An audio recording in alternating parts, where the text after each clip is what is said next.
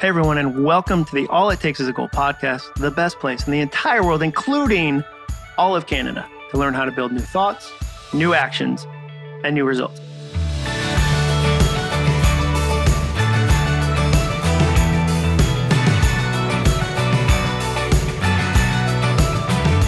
I'm your host, Jon Acuff, and today I'm joined by Brendan Leonard. Who's that? I'm so glad you asked. Brendan Leonard is a writer, illustrator, speaker, and ultra runner. In 2019, he set out to complete 52 marathon distance runs in 52 weeks and survived while having fun part of the time.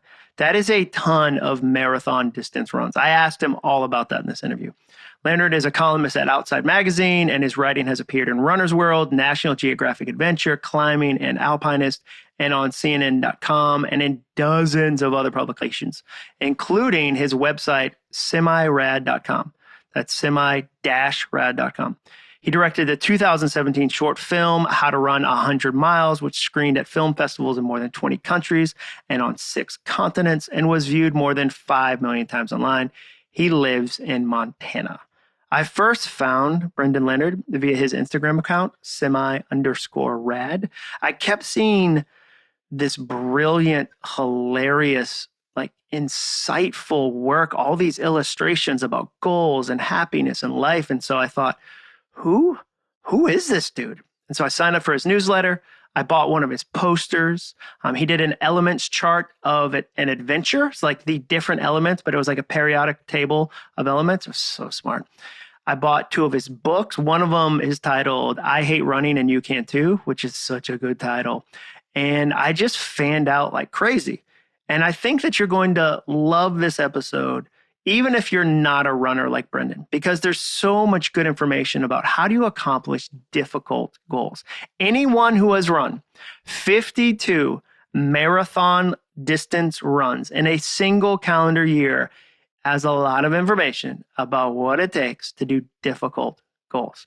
There's so much information in this one. I can't wait for you to hear it. It's a really fun conversation. But first, today's episode is brought to you by Remodel Health. Navigating health benefits can be a struggle, especially for leaders who wear many different hats within their organization. Luckily, you don't have to stress about picking the perfect plan for your team. Thanks to Remodel Health, you can get tailored health benefits that fit your organization's needs. Their in-depth, personalized approach to health benefits allows you to discover more options, serve employees better, and control the cost and quality of your health benefits like never before. What's more, Remodel customers save an average of 56% on health benefits. Imagine what you could do with savings like that. With their dedicated team of compassionate healthcare experts and consultants, your organization can experience better benefits while still getting the hands-on individual care your people need. Are you ready to learn how Remodel Health can help your organization provide better benefits and find bigger savings? Remodel's benefits consultants can run a health benefits analysis on your unique team to evaluate your current plan and help you find a better alternative that saves you money and better meets the needs of your people. Head over to remodelhealth.com/analysis today to learn more about the health benefits analysis and get your personalized evaluation. And here's something really cool. You'll get 50% off by using the coupon code ACUFF50. That's ACUFF50. Let me spell that one out because the word analysis can be tricky. I've never once spelled that word correctly. remodelhealth.com, ANALYSIS. And remember, the coupon code is ACUFF50. Experience better benefits and bigger savings with Remodel Health. All right, let's jump into the interview.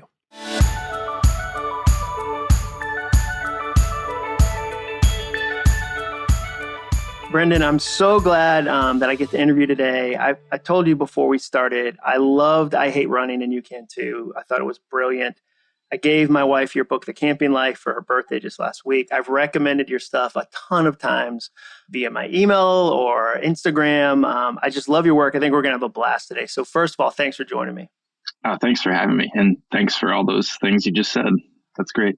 Yeah, it's super easy to say them with the stuff you create.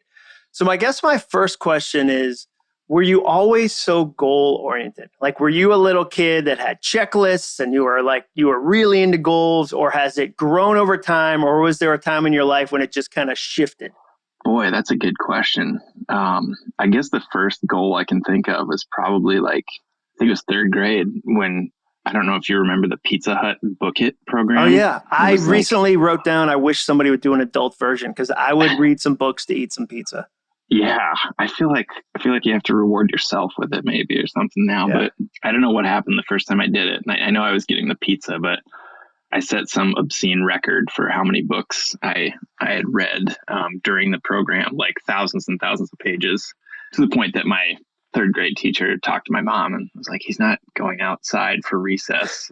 Yeah. Maybe he should, And they rectified that. So yeah, it was photo and article in the small town newspaper and stuff like that. And I still do it. I do, like I said, a Goodreads goal now, but that's the first one I can actually think of, And through high school, no, not really. I just don't think I had any real direction that whole time. You kind of have to have some idea of where you want to go in order to pursue it, I feel like. And I think like teenage years and early college was just kind of like, I don't know. After that, yeah, for sure. When do you feel like that I don't know period kind of started to taper off? Is it you're in your mid-20s? Because I was on a podcast the other day and I said, like, in some ways, I feel like I'm making up for just kind of knucklehead 20s. And I told my wife, like, everybody's a knucklehead in their 20s. She's like, no, they're not. Like, there's a lot of people that aren't. I was like, oh, I meant me. So was there a time where you started to go, okay, like I'm figuring some stuff out, or it's time to, like, when I was a child, I spoke like a child, and now it's time to change things? Yeah, like two events for sure. I went through 5 different majors in college and undergrad to the point where I can't even remember what the 5th one was now. But I just said, I'm going to get a marketing degree and get out of here. And I started writing for the school newspaper my senior year of college, this is 150 years ago. It was actually printed on paper, and people. When did you graduate from college? 2000. 2000. Yeah, exactly. Okay. 2000. Yeah. And that was just a wake up call. Like, people would see my photo in the newspaper and come up to me at the bar or on campus every once in a while. Not an overwhelming amount, but and say, I liked what you wrote. This was funny, whatever. And from there, I decided I want to be a writer, and I don't know how to do that. So I went to grad school for journalism. Almost simultaneously, to make a long story short, I went into rehab for substance abuse, for alcohol, right after college. And that sort of put me on this path. People have different definitions for it, but sobriety to me is, you can't really do it 90%, 95%. You can't be like, yeah, I'm doing great, except for Saturdays, Right. So that turned into this like black and white, you're doing it or you're not sort of thing that's informed almost everything I do now, to the point where it's like, set a goal, you either get there or you don't. And I really respond well to those black and white things. Like, did you summit the mountain? Yeah. I mean, you didn't kind of summit. There's no black and white. Did you finish the race? Did you meet your goal of mileage that you wanted to run this week? Things like that. So I don't do well with gray stuff. Yeah. I think that's really interesting. The idea of figuring out some of kind of your owner's manual. I don't do well with gray. Are there other things that you would say, you know what, if I sat down with you and said, okay, tell me some more things that are in your owner's manual? They might not work for everybody.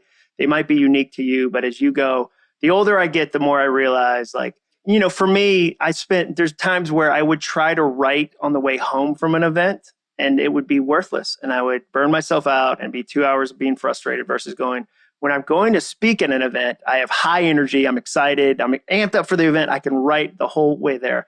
The way home, I need to give myself the grace to watch a dumb movie and not go, I got to punch out 100 other words. What are some other things in kind of your owner's manual? Daily goals do not work. Weekly goals do for me. Okay. Before I set a goal, I don't try to do things that I have a high chance of failing at. I started a blog, a website in 2011, and this was not going to be a source of income. So I didn't say to myself, I'm going to write on this every single day. It was like, I'm going to come up with an idea every week. I kept that up for 10 years. Same thing with like running. I can't write down a schedule and be like, okay, in order to get to 40 miles this week, I need to run 8 miles on Monday, 5 miles on Tuesday. I don't do that. I sometimes will end up running like 21 miles on Saturday just to get through, like, oh boy, I really procrastinated this week.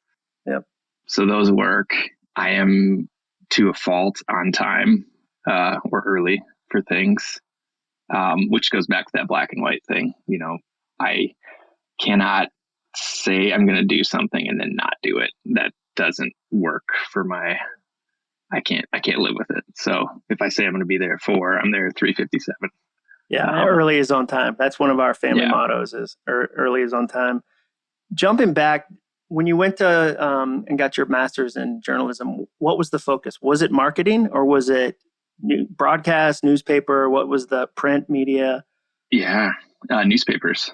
I came to the University of Montana because they took their program specifically was for people who didn't have a journalism undergrad degree. Gotcha.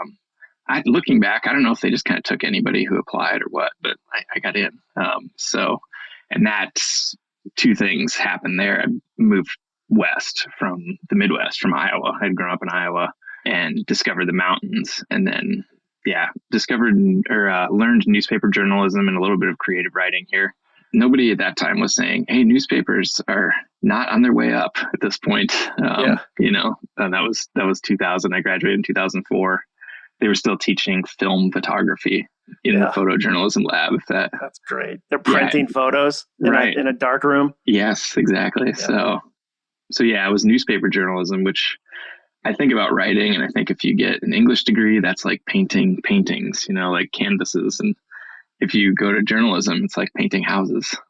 You can work and get a paycheck. That's a good differentiator. And one of the reasons I ask is that I'm majored in journalism in my undergrad, which was my only grad. I don't know why I said undergrad as if there was post later. And I remember switching to advertising because I loved that you could use ideas to change somebody's life. And that could be sell a car, but it could also be, hey, here's a thing you should try, and here's why I think you should try it. And I feel a lot of that in your writing. Like you write your website semi-rad. I feel a lot of, hey, here's something I tried. And I'm not saying you have to do it, but I tried it. Here's the results. You might like it too, and it might lead to a positive result. So it feels like you can tell there's a marketing background in a kind way in your writing. Yeah. Thanks. Yeah.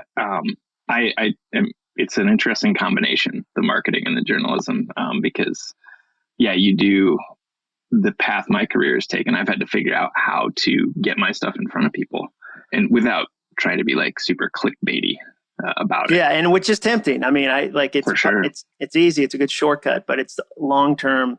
You don't feel very good when you shut your computer. Yeah. And that, that has a cost. To the writing part, 2011, you've got a regular job. You're in a normal job. Were you at a newspaper? What were you doing in your kind of day job years, if you will? I had just left a nonprofit where we took urban kids on backpacking trips. That was in Montana? No, this was in Colorado. The trips went sort of California, Colorado, Oregon, Minnesota. But I was there. I worked on a fundraiser, and I had just left and got a job writing copy for IBM, marketing copy, through a friend. And I was kind of worried I would lose touch with that sort of adventure side of my life. So I started a blog on the side, and I was working from home. So I could work on it, for a couple hours if I needed to on a Wednesday, and then go back to my marketing copywriting, when I was done, because no one's, you're not clocking in and out, showing up at an office. So so that was the start of it. And I just thought, I'm going to try this every week and for maybe a year. And if something happens, great. And if not, I'll have done something, I'd been trying to write for like outdoor magazines for like 7 years at that point, like climbing, outside, backpacker. And I was not having a huge amount of success. I was like, they don't want to run the stuff I want to write, which is trying to be funny about this whole ridiculous thing we do, Yeah. Well, I mean, climbing a mountain is a beautiful, unnecessary sport. Like it's, you know what I mean? Like, it's one of those things where you go and so is running a ton. I mean, there's a bunch of pursuits we do that I think we should have the room to go I know it's silly, but I keep track of my miles, and I care that there's a dude who beat my time on Strava because he now owns the lead. I don't know who he is, but I hate him. And he owns the Devil's Backbone, which is what we call our suburban neighborhood, apparently. So you were sending articles in and they just wouldn't accept them, or they weren't interested? Yeah. Yeah. Pitches for Yeah. articles and, yeah. And you just kind of knew by looking at the magazine, you're like, I have this idea for a funny thing. And that's really just not their job. Yeah. And several years later, an editor did say to me while I was writing a feature for his magazine, write it more like you write it for your blog. And I thought, oh, okay. We're here now. Okay, We great. came full circle. How long did you do that? How long were you doing both things? So IBM marketing, writing, kind of a side hustle on the side. A year and a half probably. And right after I started working for IBM, I moved into my car and just started driving around the West a little bit. Gotcha. So You said that sentence pretty casually, right? Yeah. I moved into my car. Like that's a fairly big decision. So you're working out of your car, you're driving around. Are you couch surfing with friends? Are you kind of doing a medley of things? Yeah, mostly. Like camping where I could, and yeah, couch surfing if friends had a couch. And fortunately, I was a little mature for moving into my car, like 32. 32? Yeah. So some of your friends have a couch by then, or even a guest bedroom, which is nice. See, I did that for like a year and a half, and I still remember shipping my IBM company computer back from Salt Lake City to them and being like, okay, this is it. I'm giving up my health insurance, dental insurance, paycheck. Like, oh. Yeah. I could just hear my dad's voice like, are you sure this is a good idea? You know? What were the things, because I get this question a lot because I, 8 years ago did something similar in that I said, okay, I'm going to start my own thing. And I had already tried a bunch of other things. I tried a million different things. My poor wife has been through multiple iterations of what people would call my career. But what were some of the things that you started to go, okay, I think I can do this. And if I've got this in place, then I can. Like what was that process like? Because people ask me, and often they want the 3 steps, and there's never 3 steps. But for you, what were some of the things that were present that made you say, I can ship a computer back to one of the biggest companies in the world, and now dental is on me. Like I have my own healthcare. Like I know the challenges. So what was that process like for you? Yeah, I was just doing adventure writing on the side, and it started to grow enough where it was like to the point where I couldn't quite make a living at it. It was like very close to poverty, but it was enough where I couldn't concentrate on both at the same time. Yeah. And it was kind of like, well, if I'm going to do it, I got to do it now. And I was like single, living in my van. I had bought a van by that point, which was super, an Astro van, not a nice Sprinter van that you see people in nowadays, but not a Mercedes, like $200,000 Sprinter van, an Astro van. 2005 Astro van, bought at a car dealership called Johnny's Auto Sales and Pawn. Nice. So it's classy, yes. Yeah. I feel like sales could have been spelled with 2 Z's in this story. Nice. Yeah. And I had a base gig that I think if I would have produced the amount that the editor wanted me to, I would have made like $24,000 a year in cash, not like no taxes taken out. Yeah. So it was like I had to hustle on the side to make more than that. Yeah. So that was enough. It was like enough where I'm like, I'm not going to starve at least for 6 months. And it's probably your experience too. You just kind of, my life now looks like a collection of side gigs, and they move every year and the pie chart changes, and you kind of decide, I don't want to do that one thing anymore. I'm going to try this instead, and, or work with this client anymore or whatever. So yeah, that first year was like, oh boy, I don't know. This might be a bad deal. Yeah, for me, I always think about it like faucets. Like I tell people, you have multiple faucets so that when 4 of them get turned off outside of your control, you're like, good thing I got these other 3. Yes. Better go find 4 new ones. So like last March, public speaking is probably the biggest thing I do all year. And texted my friend, I was like, man, I think the first half of the year is going to be tough for a lot of people. Like that was my interpretation of the pandemic. And then I was like, oh boy. And I was like, looks like I better do some new stuff. So like I had to figure out, okay, what am I going to add to the mix, to the experience? So I love hearing kind of your thought process with that. One of the reasons I connected with your content was you write a lot about running. And I'm curious from your perspective, why do people have such a hard time saying I'm a runner? For years, if people asked me that, I would say, I'm not a runner, I run. Like I couldn't own it. And the reason I ask too is that I meet people who won't say they're a writer or won't say they're a painter or won't I'm not a photographer, I own a camera. Why do we have a hard time with some of this self-identification about things we really ultimately maybe secretly care about? Right. I think because we identify ourselves by our day jobs so often, I remember the first time I told somebody I was a writer, and it was just like, because they said, "What do you do?" And I had just sort of gone full time writing, and it was like putting on a sweater and being like, "Oh, okay, I'm a writer." And you were like, "We're not very confident saying it, like, right? Do you believe me?" And they were like, "Oh, cool." And I was like, "Okay, I guess I am." They fell for it.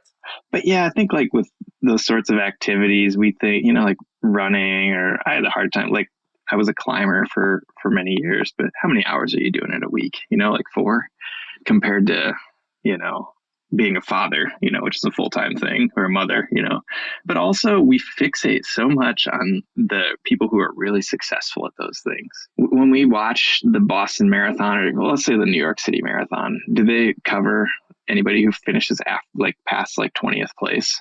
Not really, No. So, and there are 53,000 people in the New York City Marathon, and those people are achieving something really incredible. But we look at, we don't want to be like, I'm a runner, and somebody will say, like, what's your marathon time? And I'm like, well, I mean, 4:20, 5 hours, whatever it is, so we don't feel like we've earned that, because that's all our sports coverage, and it's the same in sort of the adventure world too. Climbers, we only focus on the highest end of the spectrum. And where I was able to speak to, where I am still able to speak to, is the things that the rest of us have in common. The other 52,960 people in the New York City Marathon, like we're all just trying, man. We're just trying to do our best, and we are running. I don't know if we need to call ourselves, if everybody's comfortable calling themselves writers, or runners, but yeah, we're still doing it.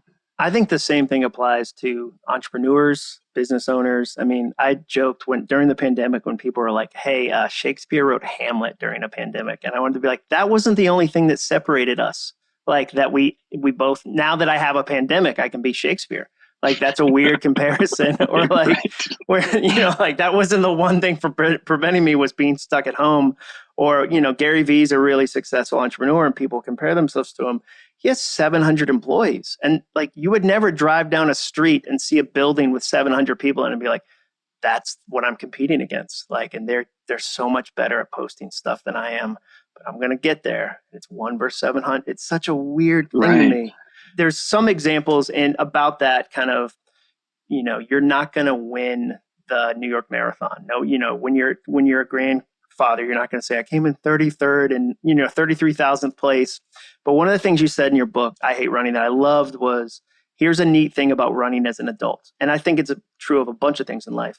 Most of us have almost zero chance at winning a race. So we have to figure out another reason to run, or way to be successful at it, besides taking home a first place medal. So I get the sense from you that you're really good at going, okay, this is my value system. This is my definition of success. How do you kind of, maybe it's a weekly basis, it sounds like that's how you like to think about goals. What does a successful life look like for you that might not line up with the world's definition of success, or this is this year's definition? How do you hold on to your personal definition of success? Boy, that's a good question. Yeah, I mean, I just think I've always wanted to just live an interesting life.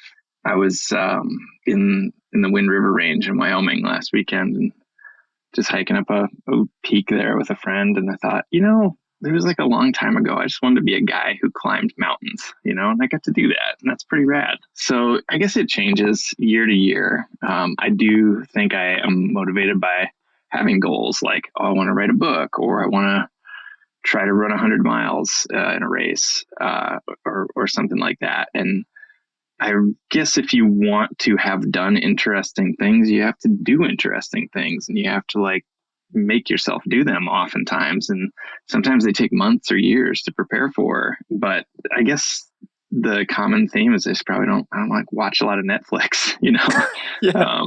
Which is to a fault. I need to learn how to relax. I've been trying to learn, but it doesn't really work out so well so often. Yeah, I think we have that in common. My wife one year said, hey, you're kind of a workaholic. I think you need a hobby, like you need to relax. And so I was like, well, I like ping pong. And it ended up with me hiring a ping pong coach to train me. I'm not sure for what. And ended up with me in a rental property with an elderly man from mainland China throwing a bucket of balls at me, yelling, kill, kill, kill. And I was like, and my wife said, I asked you to get a hobby and you found a way to turn it into a miserable kind of death march of performance. And I was like, I sure did. I found a way to ruin ping pong.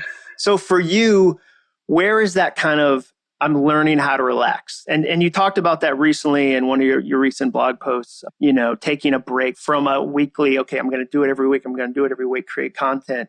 What does it look like for you to lean into relaxing? I wish I had an answer for you. I know. The best thing I would like it for my life. I would just copy it immediately, and I'd try to even out relax you. Maybe I'd be competitive relaxing. Well, I've seen people, even recently, just doing plein air painting, near here. Like they're just painting a mountain scene, and I assume those people, I don't know, the person I've seen, I assume they're not doing it for a living, right? Yeah. They're just doing art, and that's their hobby. So I think and you might agree with this, that there's a very blurry line between work and art, right? Like you're doing this ping pong thing, but I know from reading your writing that this is going to show up in a book at some point, right? Yeah. Or a speaking gig. So is there something wrong with that? I don't know. And I have a friend who's at one point, I forget what we were talking about. It was in a meeting at work, and he said, "This is me smiling," and he wasn't smiling. And I was like, okay, that's funny. It was like, and I just I do things, and I'm outside, planting a tree or fixing a fence. And I go this is me relaxing. It's okay. It doesn't look the same as everybody else's. And even the long runs I do, that's me relaxing. I'm not out there checking my email. I'm not taking phone calls. I'm not listening to podcasts. I'm not doing anything. I'm just out there. It's not monetized. You're not monetizing the run.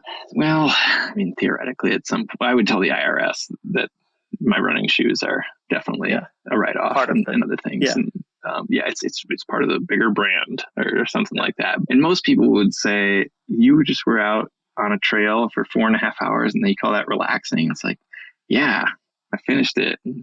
Once I have run, I'm done. Now I can eat pizza. And I'm more relaxed. But I don't know. I guess do you like sitting in hot tubs? No, I mean, if I've just skied and it's maybe snowing and we're in Salt Lake City and no, but if somebody was like, hey, you want to go hot tubbing? I'd be like, no, that's weird. Yeah. I don't, or if somebody was like, hey, you want to lay in a hammock for 5 hours? I'd be like, nah, that doesn't sound enjoyable. So I kind of divide people up into soakers and non-soakers. And that's funny. So there's the hot springs, the hot tub, and then a friend of mine, Forrest, the guy who actually shot all the photos for that camping book. We are polar opposites in many ways, but we are really great friends and creative partners. He's a soaker, and the hammock to him is air soaking. That's what he calls it. So that's funny. So that falls in that same category.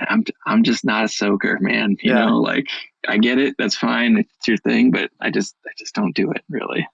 I love that. I think that's so funny. So you've talked before about putting pressure on yourself you said in your recent blog post, to make the exact right thing every week. So the stuff you create isn't it's not a short one-off. It's illustrated. It's got graphics. It's well thought out. It's detailed. Is perfectionism something that where you have to go, okay, now I've entered into perfectionistic mode and I need to pull it back. I need to just release it. How do you kind of process perfectionism in a way that where it doesn't prevent you from creating in a way that feels refreshing to you, but you actually get the thing done? Right. Yeah. And when I wrote that, I think I was thinking about, and you probably do this too, you consider the audience, that's going to read it. And I kind of have operated from the point of view that I don't want to be the worst part of anybody's day.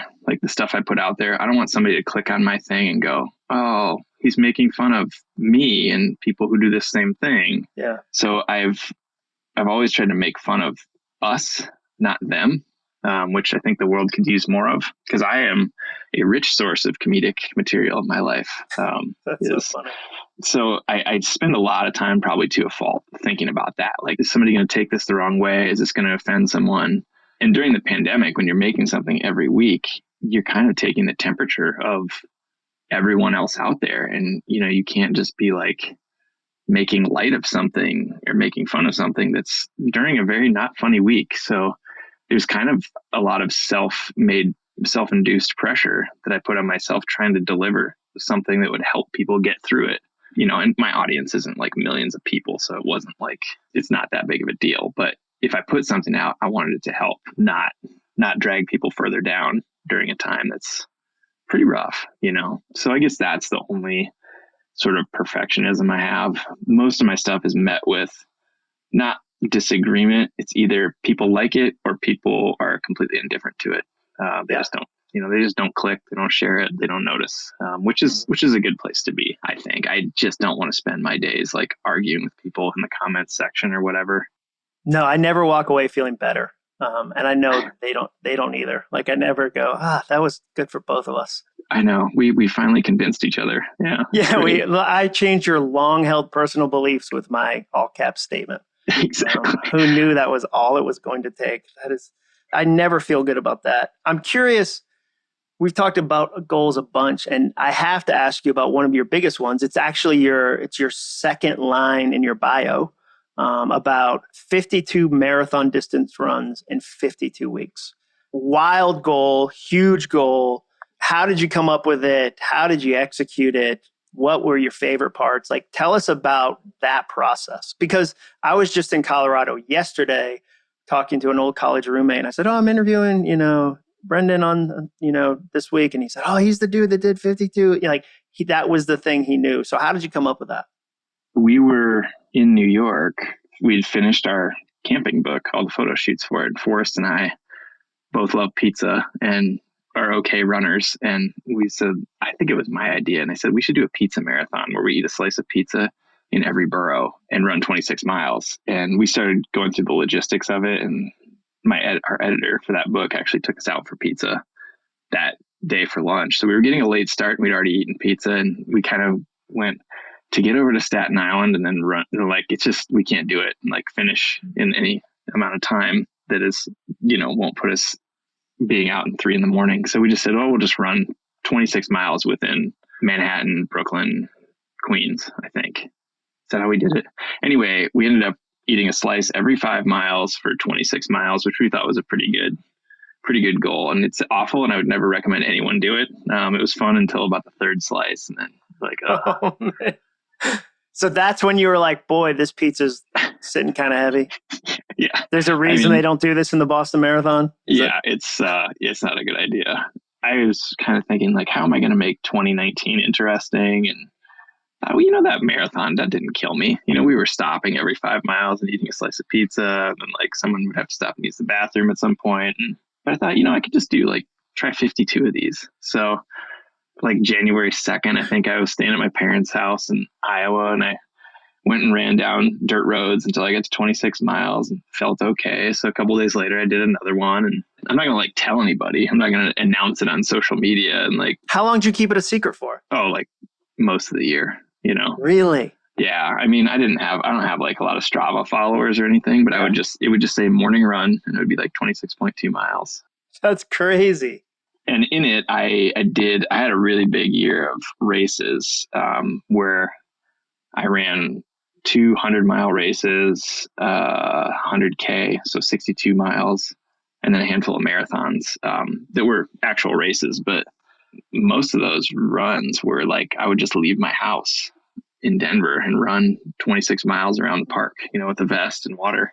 And sometimes if it was hot, I'd have to stop home and get more water, or I'd take the dog with me for the first 2 or 3 miles, then drop him off and then finish the run. But it was a grind mostly, but it was such a fun, I got in really good shape. I'd run 40 miles a week, and so I'd only have to run 3 times a week because I'd have 26 of them taken care of. But I ran the New York Marathon that year. I ran the Missoula Marathon. The best one, though, I think was the last one, where it was just I had thought I'll get a bunch of friends and we'll maybe they can run the last, however many miles they want to run with me. And then we'll go to a pizza place and it'll be fun. And then I thought, that's just making way too big of a deal out of it. Most of this has been just me grinding it out in my own head. And so I just ran by myself one, I think it was a December night, and it started misting, and it was cold and miserable, and it got dark, and I was just like, God, this sucks. It's perfect, Yeah, that's so good. This is exactly what I wanted to happen. And then I got home, took a shower, and went out for a deep dish with my wife, and that was it. It wasn't 52 marathon races, which a lot of people have done. But logistically and money wise, that's cool. And a lot of times they do it to raise money for causes, but I just didn't think it was that relatable. I don't think anybody's going to look at what I did and go, I'm going to do that. But if they run a 5K every week, that's pretty cool. Yeah, that's awesome. Or a 10K or whatever it is that you want to do. But you start going down the rabbit hole, you find people have done 365 marathons in a year, and that is bananas. I don't even know how are their knees. Like, how do they? I mean, I feel like you'd be shredded up or something. Like I feel like you would have aged your body. It did not seem fun to me. Do you retire goals when they're not fun? Like, eventually do you go, like, goals are grueling, goals are hard, like even good ones, like that's part of why it's fun on the back end. Is like, one of the statements I use is I'll feel awesome after. So like in the middle when it sucks, I'm like, yeah, it sucks, but I'm going to feel awesome after. And that's what I think about. But have there been times when you've set off on a goal and maybe it's a month long goal, 6 months, and you go, you know what, this is no longer fun. It's not serving me and it's not helping me. I'm going to retire it.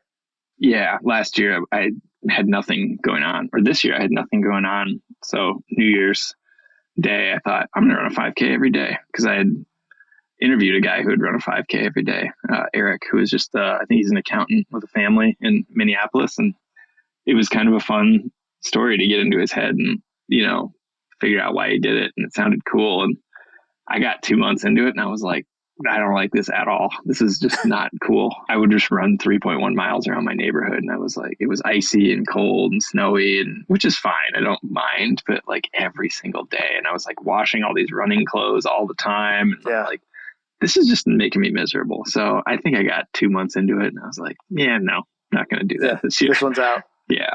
I love when people can say, okay, this one doesn't serve me any longer. Let me kick it to the curb. It sounds like a lot of these stories, you are having kind of a fun conversation. There's something fun that kicks it off and then it turns into something bigger. Are you a planner though? Like, say it's the beginning. Do you do a planning kind of thing at the end of every year? Is it like every Sunday you go, okay, I'm not a daily person, but I know this is kind of where my week's headed, or this is where my month's headed.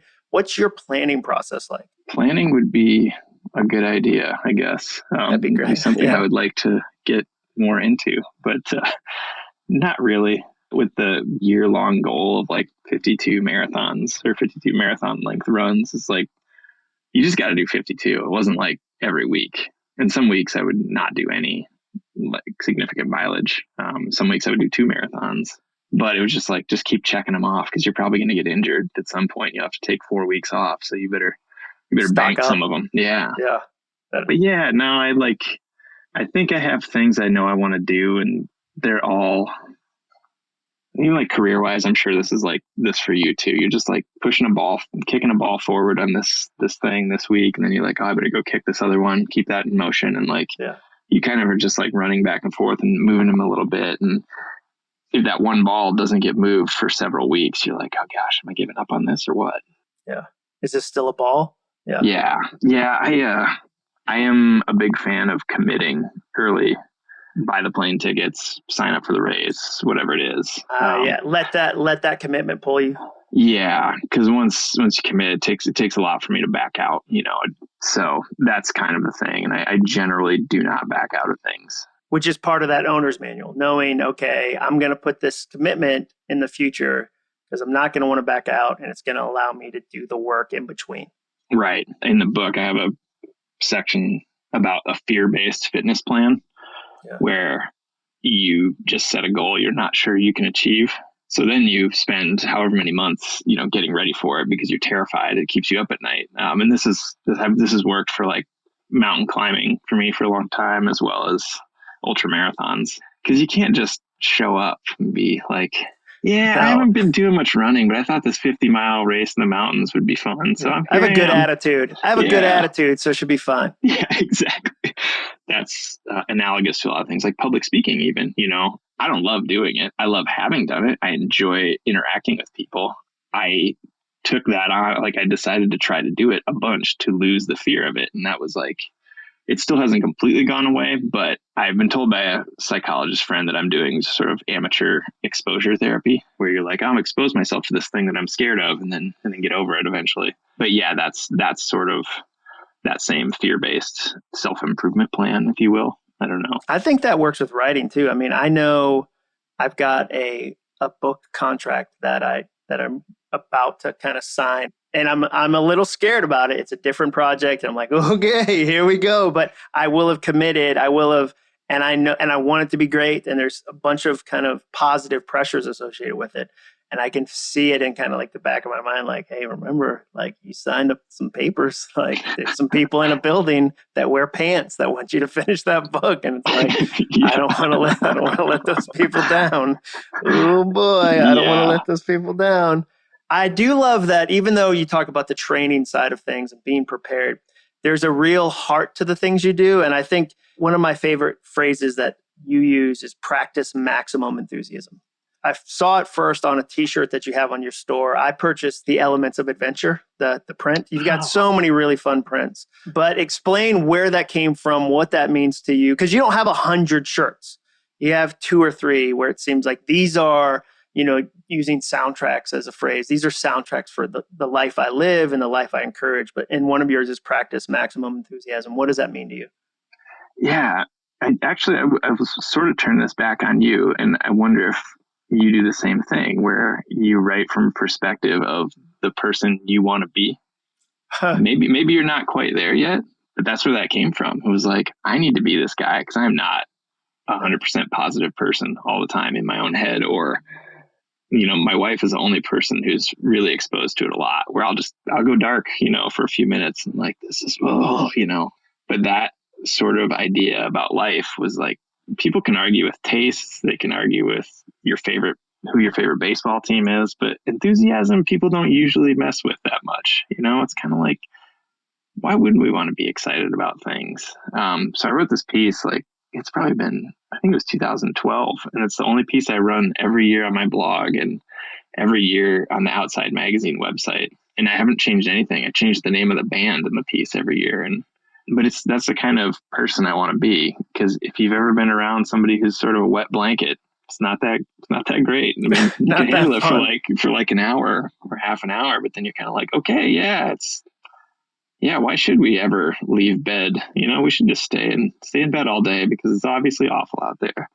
That's the guy I want to be, I guess. And I feel like a lot of these things that I've written over the years are just notes to myself. Like, I should do this, and then having been the person who says, I say what I mean and I do what I say. And you're like, I wrote that last week. I can't just be a hypocrite. Yeah, it's another commitment. It's another form of commitment. Yeah. I would say the same. I mean, I work really hard at positivity because I'm naturally pretty melancholy or mopey. Like we went to a Counting Crows concert the other night, my wife and I did, and she was like, speaking of so mopey. Yes. She was like, it was so mopey. And I was like, it was amazing. Like they opened with Round Here. Like a lot of bands open right out of the gate with like a huge, loud song. And they opened with like Round Here, which you're like, wow, that is definitely mopey. And I find something that I would go, I'm going to write this book, and at the end of the experience or the blog or whatever, I will have learned something that I think will help me and I think it'll help other people. And so I'm not naturally like positive. I work at it. It's interesting to hear you say that's almost like a message in a bottle you throw out to wash back up on your own island. Oh, that's a great visual. Yeah. And has it become a self-fulfilling prophecy for you, would you say? I would say it's become a good practice in the same way that like running is easier because I run. So like being deliberate and going, okay, like and I leave myself notes or soundtracks. I mean, that's why for me, figuring out how to think and being deliberate about that. Like I have one on the wall right now. I'll just grab it off. And it says, I love writing this book. And I wrote that on November 6, 2019, because I kept forgetting. And I would do the writer thing where it's like, writing's easy, you just have to open up a vein and bleed. And I was like going so, like, I'm like a coal miner. And I'm like, no, like, I love this. This is a privilege. Like, remember. And I needed a reminder. And so I've looked at this 1,000 times in the last 2 years. And so, yeah, it's definitely helped, but it's definitely a practice. So it's funny you approach some things that same way and go, I'm going to learn this. I want to aspire to this. That's why reading your stuff, I'm like, oh, I get this guy. Like I understand where he's coming from. So only a couple last questions. One is, What do you do to deal with distractions? You kind of joke that you don't watch a lot of Netflix, but I, recently realized that my phone, other than like the calculator and the actual part that calls people, is 99% an infomercial whose goal is to distract me. Like every app, they're like, and that Facebook has 53,000 employees, and they don't have it in their their goal list, but they're all aimed at distracting Jon. So what do you do to handle distractions? Oh man, I like the only thing I'm able to do on a regular basis is run. I don't listen to music or podcasts or anything when I run. So it's just me in my own head. And I take my phone a lot because sometimes I need it for navigation for different trails or to take photos or whatever. And inevitably I'll end up pulling it out to take notes. I'm like, it'd be funny as a t-shirt that says blah, blah, blah, or like, maybe I'll write something about this. And I'll take notes. I'll just stop and walk and take some notes for a while. But I'm trying just like everybody else is. And I feel like turning the Wi-Fi off on my computer so I can actually write works, or making myself just write 500 words works. But for the most part, I'm just I know that they say like you should do like 3 Instagram stories a day showing people your creative process. And I'm like, nobody wants to see that. It'd just be like a time lapse of me sitting at this computer, like banging my head against the wall. Like that's not interesting. If you want to call yourself a writer, you do have to write. You can't just take photos of yourself at the laptop being like, doing the thing now, isn't this cool? And then like spend the rest of your time responding to comments on the internet. It's like, you have to make the thing, And so for me, what I've just recently discovered, which seems ridiculous because I'm 42 and I've been doing this arguably since 2004, is I have to make something every day, whether it's just a little drawing on a Post-it note, or a 3,000 word essay, or, something like that. I have to make one thing every day to make myself happy. That's my thing. I just have to create something that did not exist before, and I'm good. So that's your only daily goal. Yeah. Well, yeah. Okay. Like in inbox zero, obviously, is a thing with me too, but that only happens like once every month or so. Those are the two. So yeah. I'm the same way with like trying to not document my process. Part of it is then I'd be thinking about the angle of the photo I'm taking. And then I'd be thinking about like, what's the best hashtag to show that I'm writing? And then before you know it, I'm 9 miles away from actually doing the thing. And so, when somebody says you should do a reel about writing, I'm like, I gotta just write though. Like I don't, and I suck at reels, and other people are really good at them, but they're not writing books.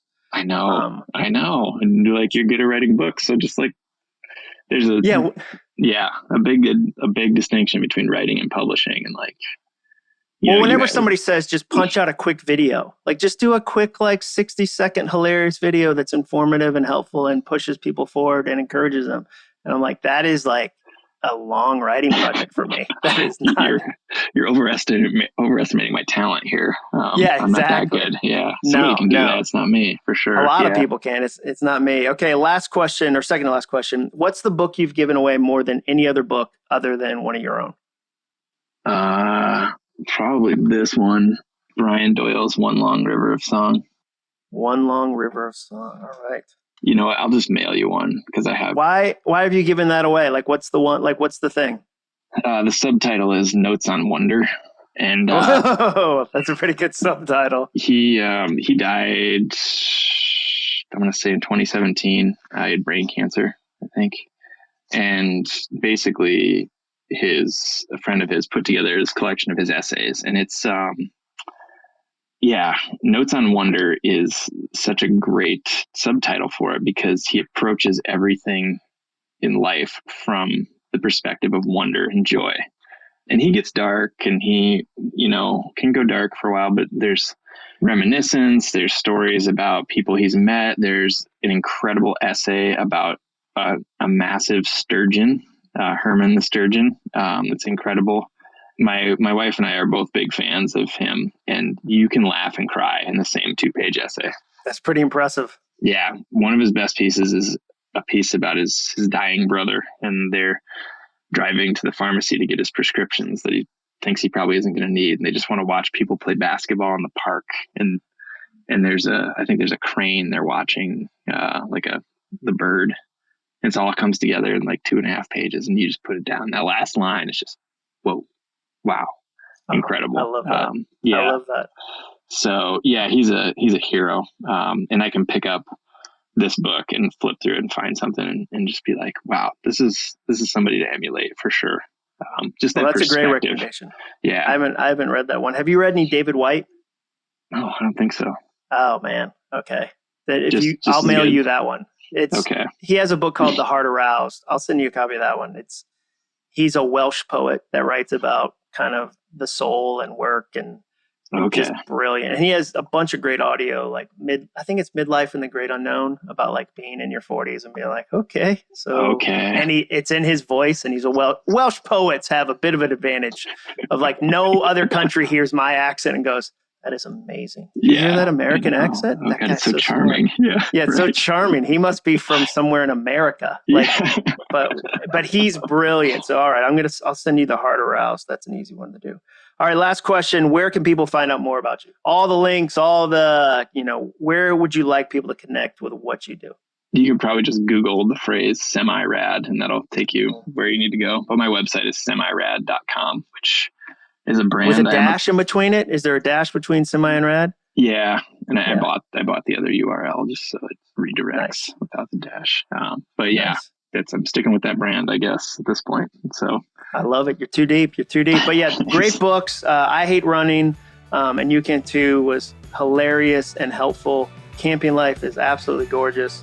And I always recommend your Instagram account. You put out great stuff that's super helpful, super well done, beautifully illustrated. You do a great job of marrying a visual with a story. And that's something I really admire as someone who tries to doodle.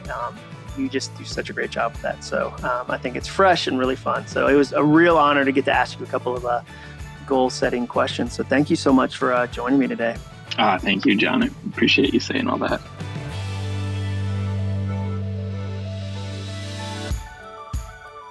Thank you for listening to my interview with Brendan Leonard today. We'll put all the links in the show notes as always. And thank you for reviewing my podcast.